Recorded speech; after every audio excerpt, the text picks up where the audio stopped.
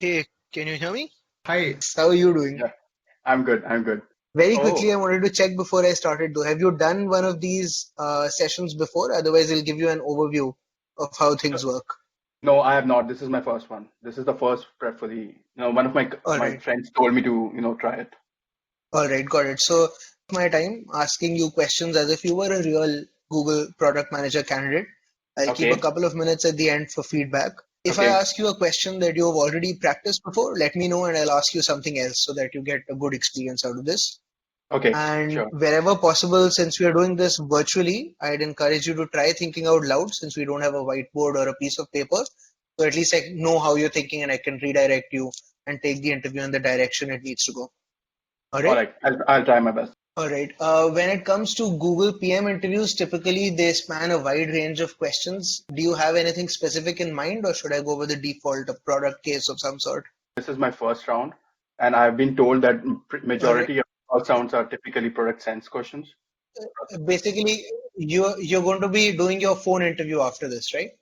Yeah.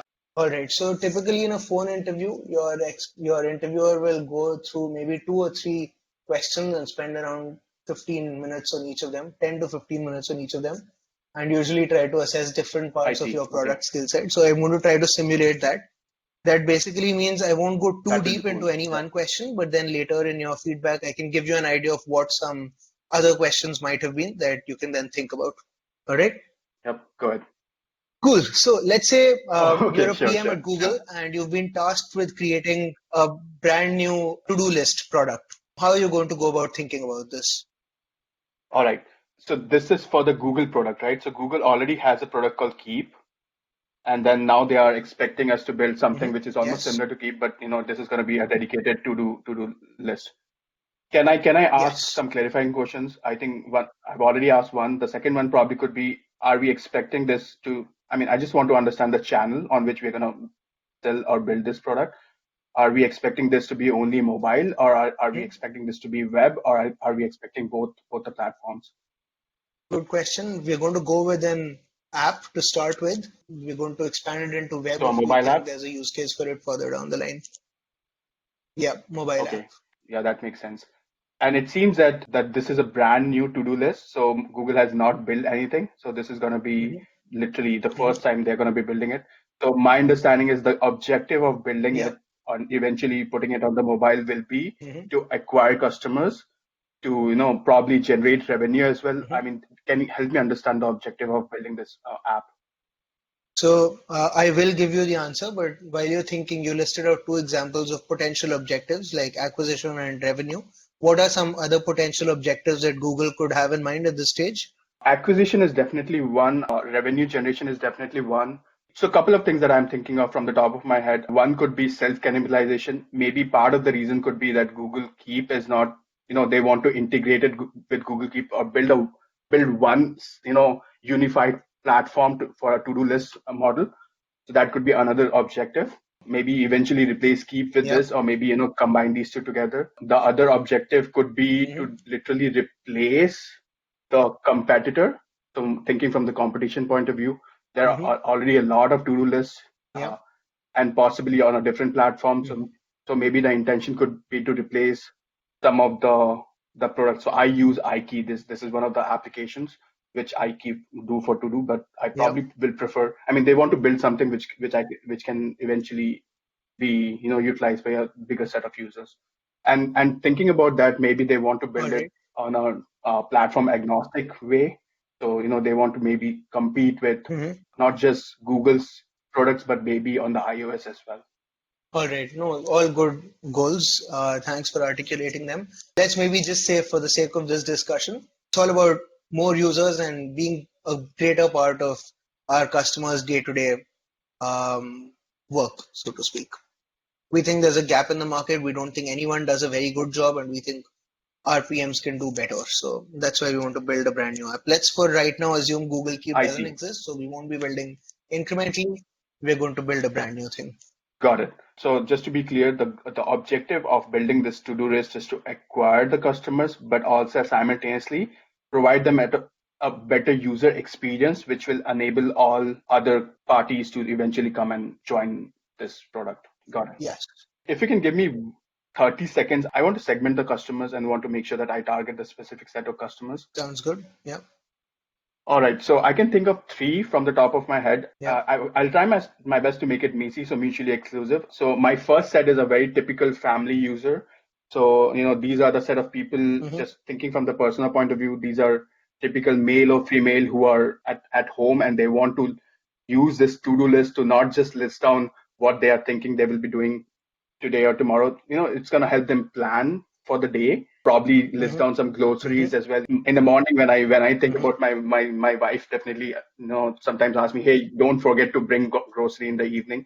So those are the kind of things that I think of a typical family user will be using this to-do list for. I think the second set of user base that I was thinking about was a office or corporate user base. So they are extremely busy. They want to make our calendars are always busy. Yep. And we tend to use our mobile app to manage the calendar. This to-do list could be something which can be on top of, be an aggregator of all the to-do lists that we have on different platforms. So now that could be one of the user base. The third one that I was thinking about, especially thinking from Google's point of view and its vision, is I think I will also want to think about old age people, because some of these guys are or somebody with a disability, some kind of Alzheimer issues. So these are the set of people who will either forget or, they will definitely want to be reminded of. So thinking of it from my personal family point of view. So my mom's mom is still here, but she tends to forget a lot of things. What if we can provide them with a product which can enable them to remember? So I think those are the three big user bases that I can think of. Is there any specific user set that you want me to target in terms of acquisition? I'd like you to recommend. Where do you think we could achieve I can pick one. bang for our buck? So if our target is acquisition and which is aligned to bringing a lot more customers, then I will probably prefer targeting either office or family. Maybe the old age people may not be the bigger set, but I also feel that at the same time that the value prop of using such to-do lists specifically for old age will be extremely high. So if you'll ask me personally, I will want to acquire more of the old age people and want to make sure that our product impacts their everyday life really well. So, if you ask me, I will probably want to prefer old age people, if that's okay with you. All right, got it. Fine. We're going to prioritize old age people. So acquisition means we want to bring in a lot more customers, and I totally get it. But I also believe, and I know that families and office people might be a bigger bulk of the chunk of the people. But I also believe that there's a gap in the market. This is a very fragmented sector. There are so many apps on earth which are already catering to the everyday life of a family user as well as an office user. So competing in that space will be challenging. Not that I'm saying that we shouldn't be competing there, but I think there's a gap in the market. There's a job that needs to be done for the old age users. So if somehow we are able to utilize this set as our initial customer base, then I believe that eventually family people who are also part of, eventually will become old, or they have old people, they will, who they support, they will also eventually come to our platform. So it could be a two-step acquisition approach for us. Does it make sense? All right, so it does. I buy that. Let's move into targeting old age people. What would you choose to build for them? All right, so for that, I need to understand some of the pain points. So if you can give me 30 seconds, I will want to list down some of the pain points that the current old age users struggle to use the to-do list for. All right, so three of the pain points that I can think of from the top of my head without taking a lot of time is, so just to be very, very clear, we are targeting across all the geographies. I should have mentioned it to you earlier, but I'm not focusing on a specific country per se. So I'm just generalizing this. So I believe that there are a big set of old age people who still don't use smartphone because smartphone never used to exist. And then even if today they exist, it takes them a lot of time to understand how to use the app. They have to open it. Sometimes it's very cumbersome for them to even start using that app. So that's one of the biggest challenges that is hindering them to even use any kind of tool to help them build the to-do list. So that's one of the pain points. I think the second pain point that I can think about is typing is not straightforward for them. I sometimes find it difficult to type. My wife is actually pretty awesome at that, but somehow, if I struggle sometimes, I'm pretty sure old age people definitely struggle a lot more to type. Hey, I want to do this, and it go into the to-do list. The third one is, Mm-hmm. in my opinion, the more important one. I think they tend to forget when to build the to-do list. So if I'm on a call with my mom or with my grandmom, and I'm saying, hey, do not forget that this is what you have to do today, or do not forget to wish mom birthday or whatever. It's Mm-hmm. just difficult for her to use it, or put it straight away after the call. They tend to forget it, Yeah. and if they decide Yeah. to do it later, eventually it gets lost. So yeah, these are the big Mm-hmm. three pain points that I thought about from the top of my head. Mm-hmm. I will Mm-hmm. probably prefer focusing on all these three are genuine pain points, but I would say since Mm-hmm. the goal is acquisition, I'm gonna target the forgetting the bit to build the to-do list. So the reason why I'm picking third one is because if I somehow able to solve the problem to forget for this, and I automate it to some extent, which is what I'm thinking about, they will Mm-hmm. probably don't have to. It will automatically bring in people from both the ends, not just on the old age, but also on the people who are sharing that information with the old age people. So I, All I, right. ho- I hope it makes sense to you. All right, got it. So very Maybe- briefly, we won't go too deeply into this, but if I had to ask you to list out some possible solutions for this pain point, Yes. the forgetfulness about building it, what would those look like? Sure. Give me 30 seconds. I want to brainstorm on those ideas. Yeah. All right. So, no, very quickly, there are three ideas that I came out with from the Mm-hmm. top of my head. First one was pretty straightforward. I thought a voice and enabled app will be helpful. I know that some Mm-hmm. of some of the tools that currently exist, they already have an integration of voice with them. Yeah. So yeah, definitely this is one thing that after the call or after they're interacting, they can just typically speak to the phone, which is what a typical old age user will probably prefer over typing. So Yeah. they will, when they speak to the phone, it will automatically capture it for them, and then it will Mm-hmm. create the to-do list for them. So that was a Yeah. upfront, straightforward idea. The second Yeah. one that I was thinking about was what are the possible ways they can forget it. One of the time when they can forget it is just like I mentioned to you earlier, when you make a call to your Mm-hmm. grandmom and you're saying, hey, do not forget. I think that's where we can integrate the speech to voice recognition, so Mm-hmm. or voice to text recognition, and then possibly list down, not from both the ends, some of the things which are eventually coming, and then automatically populate it in the to-do list. The Mm-hmm. third one was Yep. almost on the similar side, which was again on the machine learning algorithm. So you can build something, or a sensor which can capture the to-do list automatically for you. So it may not be an app per se, but Mm-hmm. it will be Yeah. something which is already integrated in the phone, which can automatically hear back and forth, not just on the call, but in general, will be sensible across the environment, and then automatically build something for them. So these were the three ideas that I came out with. I want to list down the trade-offs here. If you can give Mm-hmm. me 20 seconds, I want to list down my roadmap, and I can share that information with you. That's okay with you. So rather than the trade-offs, let's talk a little bit about what the risks of these are. So let's say you have enough resources to build out all three. What are Mhm. some of the things that could go wrong? So one of the things that I mentioned was building an algorithm which will automatically Yeah. convert voice into, and then pick the the theme or pick the to-do for them and build it automatically. Even though voice recognition is it's kind of matured platform, Mm-hmm. but then even then there is a pretty good concern about the level of confidence. So Mm-hmm. voice recognition typically works on confidence. So on 95% confidence, I can assume that saying grocery, but it may not be 100% accurate. So in those Yeah. scenarios, there might be it might take it differently, especially Mm-hmm. with the phonies of your language. You have Mm-hmm. tones in your language. So building a specific one which also clarifies the phony of your language, that actually makes a difficult Mm-hmm. for us to get a very clear understanding of the to do. So Yeah. there's a possibility of false positives and the false negatives. That's what I was trying to say. Mm-hmm. Yeah. Yeah. What The else? other the other one that I was thinking about was language. I mean, the speech to voice recognition, or localization. We are assuming that we want to build it for all the old age people.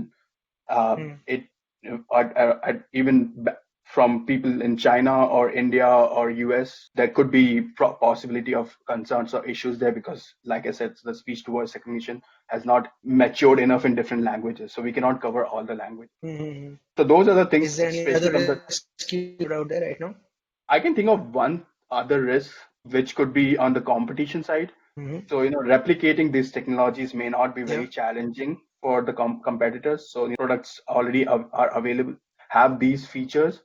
They don't have the integration of speech to voice Mm-hmm. per se. These are some of the machine learning Mm-hmm. algorithms are already available to do this kind of stuff. So I think what we have to do is we have to have a first move. We have to take a first move advantage somehow here, and we want to make sure that we can acquire a lot of customers upfront before anybody else do it. Because copying such technologies are not very challenging. These are the three that I can think All right. of. So very briefly, let's take a hypothetical scenario where you've got Hmm. enough resources, you've gotten approvals, and you've built this out. All right.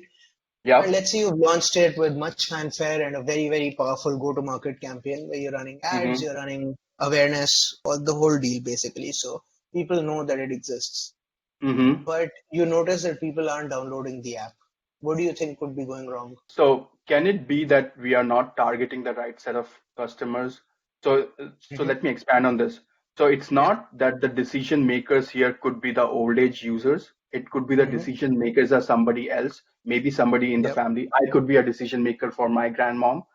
So Yep. maybe the messaging so in other words, the messaging or in the go-to-market strategy should also account for not just that particular persona that we're targeting, but should Hmm. also account for people who are decision makers, who are buyers, who will eventually, if we decide to monetize it, who have Yep. the capital to buy it. It is important for us to understand those different personas there who are playing the role, All right. certain roles there. So messaging All is right. definitely a big one, very, very important one. What else do you think? So let's say we isolated, we were targeting the wrong folks and we've retargeted and now we're getting the right people, but we're still not getting the kind of traction we thought this product would get. What else could be going wrong?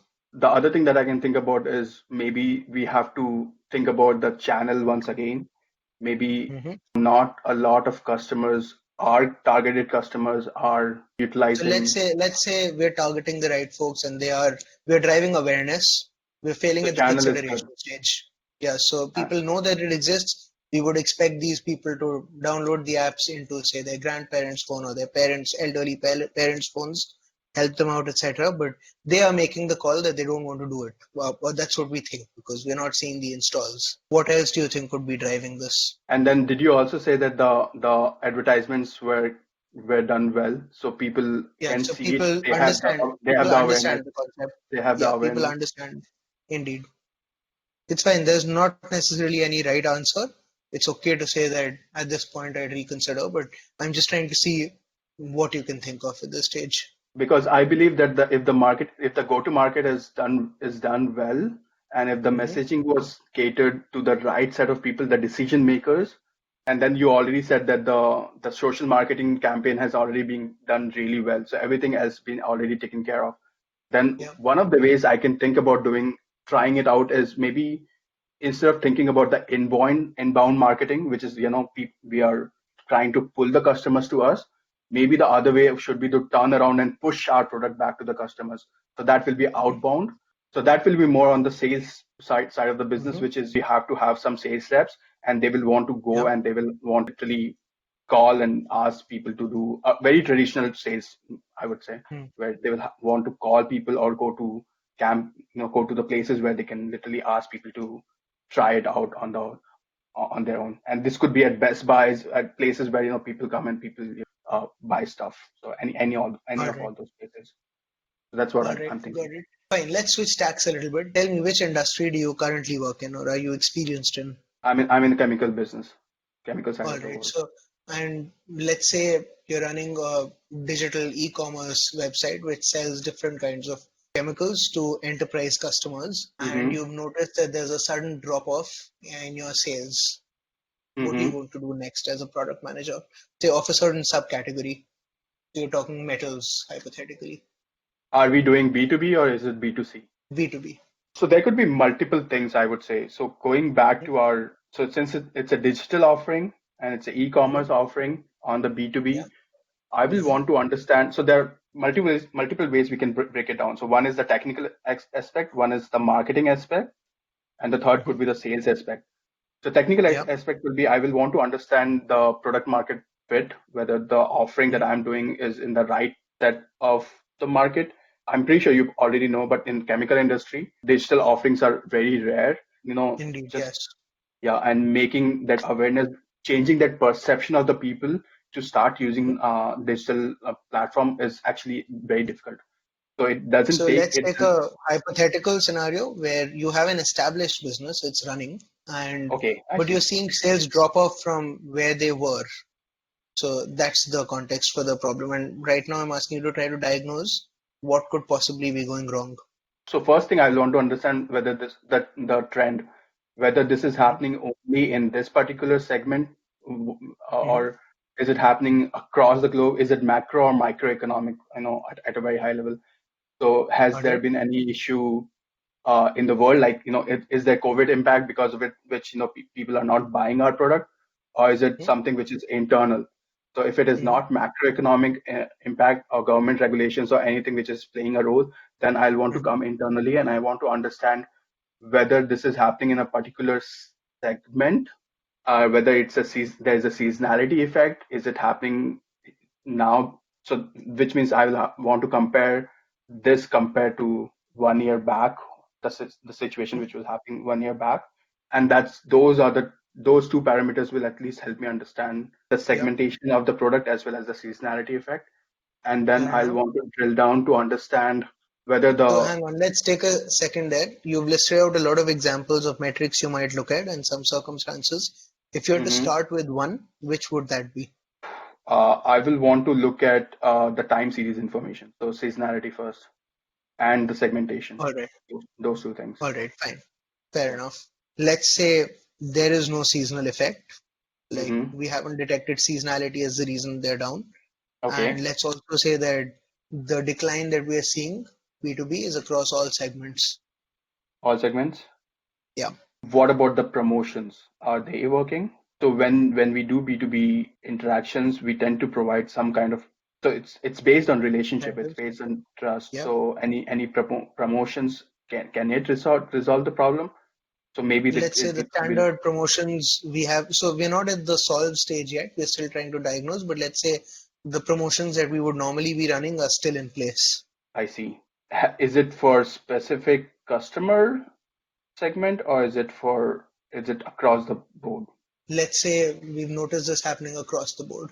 So then I will want to understand the macro aspect now, and will want to Yeah. understand whether any regulations or policies have changed because of Hmm. which staying away from my offering. Yeah. I would also want to understand whether something like COVID is impacting their budget, which eventually is impacting their approach of buying the e-commerce product. And I Yeah. can eventually help them by, changing my pricing strategy here to some extent. Yeah. Yeah. But that could be, those are the two things on the macro aspect which I can think about Mhm. as well. So let's to move the conversation forward. I got the metrics you look at, and I'm going to tell you that it isn't any of these. So the macro factors remain unchanged. We're in a world without COVID, I see. theoretically. So none of those are what we consider responsible for the drop off in revenues. Is the industry itself is going down? Is the CAGR, the growth rate for the industry different Mhm. from our offering to the industry? Not that we can make out, but it's too soon to tell because we've seen this happen relatively recently. Okay, so the decline happened recently. It was stable or going up in the past, Mhm. and Yeah. then it is happening across the board. Yes. Is there any technical, can we go internal now? Can we come back internal and see if there's any problem on our platform itself? Absolutely. Maybe You're the on PM. the You billing. decide what to look at. I'll tell you what we know. So I will want to come internally now. It seems that the macroeconomic factor as well as some of my Mhm. relationship is still intact. So everything is working fine from the outside. Supply chain is Mhm. still intact, I hope. So everything Yeah. is fine. So now I want to Mhm. come back and internally and understand my platform itself and the Yeah. technical. So I want to understand when was the last time any upgrades were made on the e-commerce platform, and I want to take it as a point to understand whether there was any new feature which we tried to implement on e-commerce which broke certain other features or brought in some bugs, which is why we are seeing that decline may not be happening per se, but because of some bug which is already existing in the system, we are not Yeah. able to capture, say, billing information or whatever. That is showing us Yeah. that there's a decline in Yeah, the. so you basically nailed it. Let's say it was a I technical see. issue. So to demonstrate the principle, I'll pause right now. What I want to do is use a couple of minutes to give you some feedback. So I'll pause the interview right now so that I can give you some of the high level feedback. All right. And Thank you so the much. way I'll structure it is I'll give you the stuff you did well because there's a lot you did well. And I'll give you constructive on where I thought there was some room for improvement as well. All Sure. right. Yep. Yep. I'm going to write it down. Yeah, yeah, by all means. Cool. So basically, there were two questions. Both these questions I explored in a relatively shallow way. In your first interview, they will typically be a little shallow. In your second interview, the same questions will become the whole 45-minute interview, for instance. So you should be Mm-hmm. prepared for your interviewer to go much deeper. So the Mm-hmm. good stuff first, and then I'll go section by section. So for the first Sure. question, we were discussing a new to-do list product. I thought you did a Mm-hmm. good job clarifying things upfront on like how it positions relative to Google Keep, but also in terms of how the scenarios of what the goals could be. I thought that was well done. I thought you were particularly robust when I asked you what the other goals could be. This is something a lot of candidates typically trip over. They aren't able to realize that there are things beyond engagement or beyond revenue. So, for Mm-hmm. instance, gaining market share or competing or doing things as a defensive play are important things to be aware of that companies like Google do, and it's essential to their survival. So good job there. The constructive here is after this, we jumped into things like segmentation and talking about users' pain points. When you know you're going to be doing that for some part of the interview, just to make it easier for yourself as well as for the interviewer, I'd recommend doing a little like one liner signpost up front. So something like, all right, so before I start designing stuff, I'm going to try segmenting some customers, talking about some of the biggest pain points they have, maybe prioritizing within them before I jump into solutions. And then we can discuss if you'd like me to go into execution details. So that way, I at see. least the interviewer knows how it's going to flow. It also I reassures the see. interviewer that all the important components are already in mind, so they don't need to keep their eyes open and the I ears see. open in this case to make sure So they cover the topics. But that's just a strategic thing to do. Yeah. provide the flow up Yeah. front. That's what you're saying. Yeah, I think Okay, it's got it. useful to do it. Don't do it in too strict a way, otherwise it'll come off as being over prepared. But it's Yeah, that's useful to at what I least was flag out thinking. the topics. Yeah, Yeah, the key topics should be highlighted. It also got it. gives your interviewer a chance to head you off if they want you to only think high level strategy or jump straight into the execution of a solution they already have in mind. Okay, so that's primarily important because different interviewers will want to filter you for different things based on whatever feedback has been transferred to them after your first round or from the recruiter, for instance. So you Mm-hmm. need to give them that leeway to be able to do that, and this helps. All Got it. right.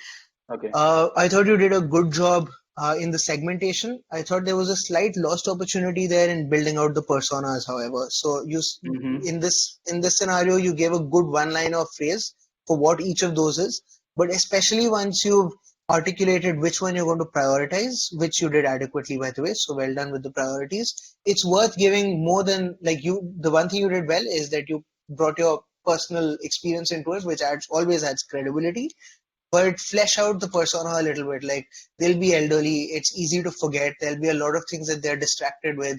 They'll often be unfamiliar with the tech in place. So like you'll have the what's known as the granny phones designed specifically for that market, which are anyway a pain to use for them. There's a steep learning curve. So giving examples like this helps Mm-hmm. build in your mind as well as the interviewer an understanding of who you're talking about. With elderly people, it's usually easier because it's something people can instantly relate to. Everyone knows the Mm-hmm. typical problem. So in this interview, it wasn't needed too much. But particularly if you talk about, say, a typical family user, people live cosmopolitan lifestyles, they've got two kids to take care of, they're completely running out of Ah, time. I see. Sometimes they even have two jobs to balance. So that personification helps you then articulate why a to-do list that saves time, or why a to-do list that adds convenience, or why a to-do list that's got a notification feature will add value because now Makes there's a sense. clear articulated problem to fit into. All right. Makes sense. That's such a good point. Um, Yep. Yeah. when it came to the pain points, I thought you identified good, solid pain points. It's the standard ones that are associated with elderly people. But one thing that I do want to flag out, and this will not be a problem in your first round, your phone round, but it might well become further down the line if you qualify for the on-site, is that all Mm-hmm. at least at the pain point stage, and maybe even at the future stage, most of these ideas were relatively small step and/slash all already done. So for especially stuff like voice enabled app, which lets you talk into it, or something that tracks your conversations and insert stuff in, something that both Amazon Echo and Alexa have been trying to do, not been too successful at it, I might add. But these are ideas that are, I'd say, good, they're solid, but they're also not inspirational. And this is not something Google explicitly admits to They are filtering obvious for, ideas. Yeah, they are but obvious they ideas. will be, but a lot of interviewers do, and they still call it the moonshot effect, although they're Mm-hmm. not, I know, officially supposed to say this. But a lot of interviewers will give you this feedback, and some recruiters who are honest enough will also say, you had good solid ideas, none of them were groundbreaking. So they are looking for something that's out there, maybe a little bit crazy sometimes, and they're trying to see if you can think at that level. So it's something to be careful of.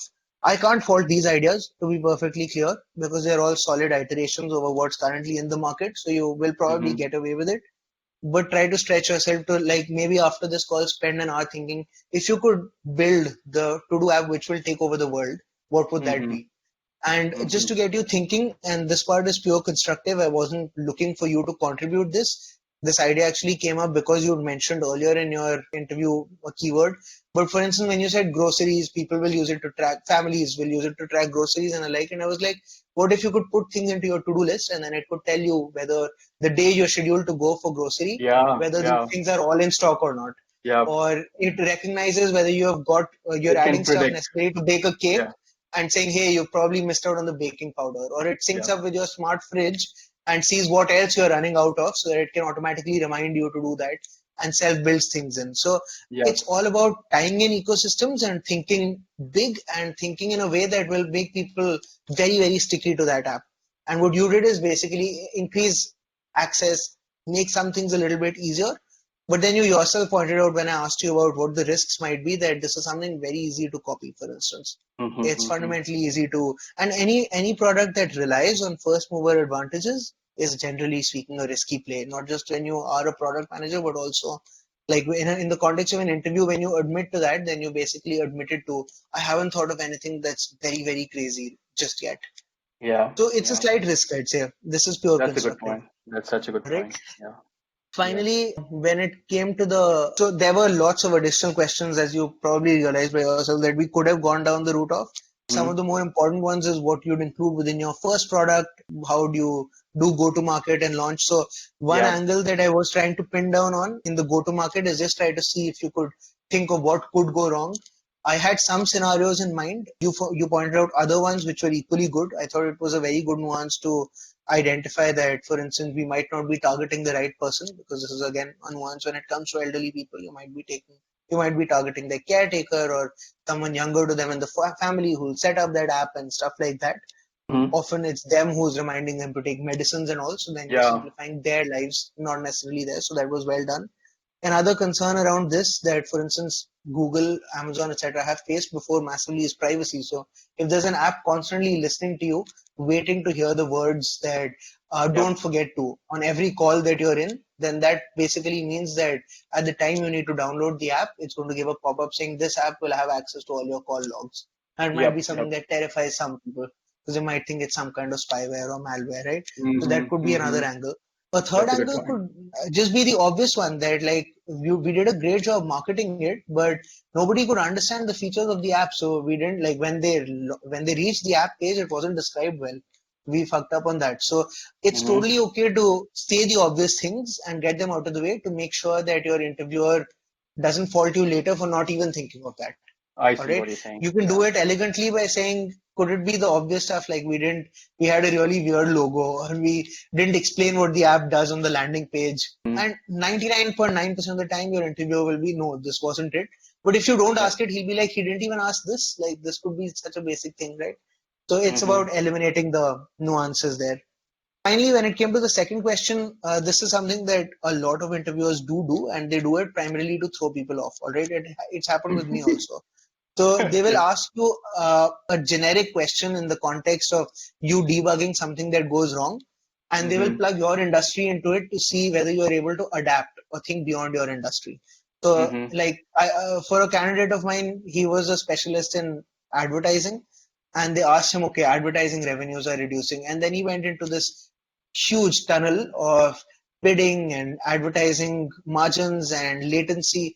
And while that's all relevant, it's also not big picture, and it certainly isn't how you're going to start troubleshooting the issue in the beginning. So that I think in this case happened to you as well to some extent. So when I threw the question at you, you listed out a really long set of things that you'd look at. And that might well be how you do things in a day-to-day perspective, although I wouldn't recommend it. But at least in the context of an interview, you have to remember to clarify, what do I mean by revenues? Am I talking about gross or net? Is it just that costs have suddenly, we might have just doubled our costs, and therefore nobody's buying our stuff. So our revenues. Oh, yeah, that's a good point. That could have been the reason. Or it could have been that a competitor launched competing products, right? So it's important to get the basics out of the way. So A, the basics are clarifications. B, have a structure to how you approach this. And you had a structure. You said, I'm going to look at digital marketing and sales. But then you ignored that structure and went into metrics that belong to very, very different topics. And this structure that you came up with is adequate. It works. There needs to be some structure because your interviewer needs to have confidence that they're not trying to actually see if you get the right answer that they have in mind. Very often they won't even have the right answer. Like I certainly didn't when I asked you the question. What they're trying to see is, can you be thorough about thinking through all the different factors that exist out there?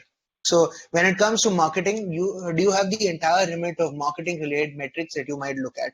When it comes to digital and tech, are you going to cover all your bases, which are internal, external, releases, bugs, latency, other competing features within our same product? There could be 100 different things, right? And finally, when it comes to the basic sales features, like what are costs operating at, what segment has gone down. So you touched upon pretty much all of them. Seasonality was a good one. You touched upon all of them, but you did it in a way that made me, like, I was convinced that you're going to, if there had been a real problem, you might or might not have gotten it, or you'd stumble upon the solution if you got lucky and looked at the right metric. So in this case, for instance, you had, and by all means, contribute your knowledge proactively. So if you know in chemical, most things happen on a B2B basis and most don't on a digital, that's good information to contribute. But then nuance that to your answer and say, look, I know that most things are relationship driven. So that means it's likely got nothing to do with our go-to-market as long as our relationships are intact. So I'm just going to ask you, did anything go wrong with a key account or with a set of key accounts? And then if the interviewer wants to funnel you down the no, I must want you to look at go-to-market, then he will course correct at that point and say, yeah, but let's say there is something in the go-to-market that needs to be investigated. Right? What you did is you mentioned that I know it's relationship based, but you didn't preclude go to market. So maybe in this case, it could have been our competitors did search engine optimization suddenly much better than us, created a bunch of great content pages, and Google started ranking them above us. So we went to page 2 and people stopped discovering us. So no new accounts started coming in. And that's what got our revenues. But this is just to demonstrate the end result could have been something you don't stumble upon. So again, easy enough to fix. Like I'd suggest, think of a theoretical scenario like this and map out the entire metric chart that you would investigate step by step based on what you would find. Like if I found go to market onwards that our inbound traffic is down, then I'd look at this versus that. If A is down, then I'd look at this next, and so on and so forth. Yeah. For an e-commerce play. Yeah. So that's basically it. Right now, I'll be based on the first question, my decision, I always share this because it's useful. On the first question, my decision would have been leaning towards hire, but as an overall right now, I might edge towards leaning towards don't hire. So you're on the knife's edge right now. I'd suggest just practicing and thinking a little bit more about how you'd position these answers. And then I think you'd be good to go, at least for your first round. I see. Thank you. Thanks a lot. No worries at all, man. I'm going to jump off because I have another call in 7 minutes, but I'm hoping you found this useful. This was very useful. This was very, very useful. Thank you so much. Bye. Bye-bye. Thanks for watching the video. If you liked it, please subscribe. Our website is Prepfully.com. We've got lots of interview questions there. You can also schedule a mock interview with one of our experts. You can find the link in the description below. All the best from us at Prepfully, and we hope you totally rock your interview.